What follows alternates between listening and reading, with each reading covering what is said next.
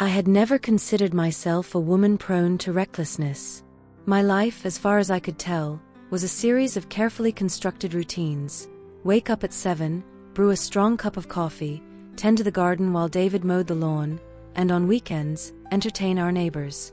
I had settled into a comfortable existence, living a life colored by stability, predictability, and the joys of a blossoming family. But that summer, everything shifted in a way I could never have anticipated. It all began with a thunderstorm.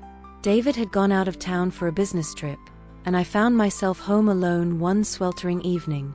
The heat clung to me like a second skin, and when the first raindrops began to tap against the window, I felt a sense of relief wash over me.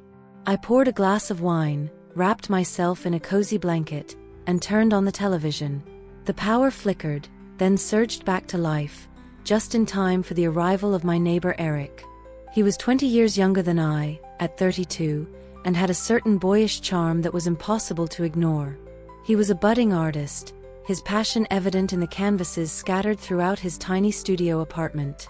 I had always found him attractive, but as a married woman, I had kept my distance, rationalizing that there was nothing wrong with appreciating beauty from afar.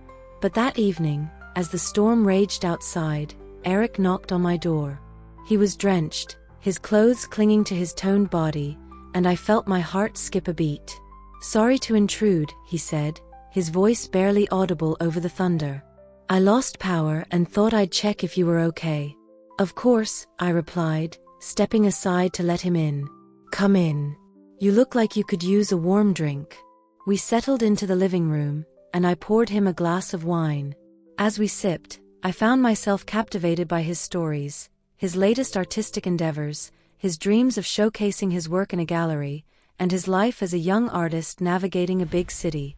The storm outside seemed to fade, replaced by an undeniable chemistry between us. "Why haven't we spent more time together?" Eric asked, leaning forward with curiosity. "You're a fascinating woman, Laurel." I chuckled nervously, the wine warming my cheeks. "I'm just a regular housewife. You're the exciting one." He shook his head, his dark hair falling into his eyes. "No, you're more than that. You've lived a life, and I can see it in your eyes." The way he looked at me made my heart race. I had always considered myself a devoted wife to David, a loving stepmother to Mark, and a loyal friend to Juliet. But sitting across from Eric, I felt something stirring within me that had been dormant for far too long. "Thank you," I replied, my voice barely above a whisper. "I appreciate that." As the night wore on, we found ourselves laughing and sharing stories late into the evening. The storm outside only intensified, but within the confines of my home, there was a sense of warmth and intimacy that felt both thrilling and dangerous. And then, in a moment that felt both spontaneous and inevitable, our eyes locked, and he leaned in to kiss me. It was tentative at first, as if he were unsure of my response. But I melted against him, my lips responding to his with a hunger I hadn't felt in years. That kiss ignited a fire within me. I had loved David, but we had grown complacent in our marriage, comfortable in our routines. With Eric, everything was electric, charged with possibility. The storm howled outside, but it was nothing compared to the tempest brewing inside me. Before I knew it, we were in the bedroom, and the world outside ceased to exist. What happened next was a blur of passion and desperation. Eric's hands roamed my body, exploring every inch as if he were discovering a masterpiece. I had never felt so alive, so desired, and with each caress, the weight of my responsibilities fell away. As I surrendered to the moment, I felt a rush of emotion, a mix of guilt, thrill, and an exhilarating sense of freedom. I had crossed a line, but for the first time in years, I felt like I was truly living. The night unfolded in a whirlwind of pleasure, and as I lay there afterward, breathless and spent, I couldn't help but wonder how this had become my reality. I had come to terms with my life, but here was a man who saw me as I was, not just as someone's wife or mother. Days turned into weeks, and Eric became a frequent presence in my life. Our secret rendezvous were thrilling but tinged with the understanding that they couldn't last forever. He was young, vibrant, and had a life ahead of him, one that I couldn't be a part of in the long run. I found myself at a crossroads. I loved David, but I was beginning to realize that love can take many forms.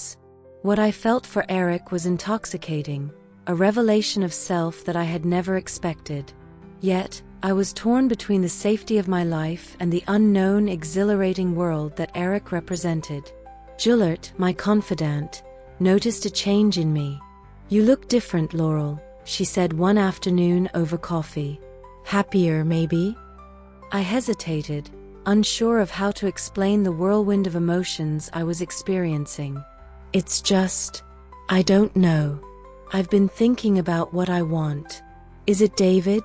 she asked gently. I sighed, looking down at my cup. "It's complicated. He's a good man, but I feel stifled." "Have you talked to him about it?" Juliet pressed. "No. I don't want to hurt him. But Eric, he's opened my eyes to so much more." Juliet regarded me thoughtfully. "You deserve happiness, Laurel. But you have to decide what that looks like for you." As summer waned and autumn approached, I grappled with my feelings. I found myself in the garden, pruning the roses one afternoon when Eric appeared at the fence, his usual charming smile lighting up his face. "Can I come over?" he asked, his voice low and inviting. I nodded, my heart racing at the thought of spending more time with him.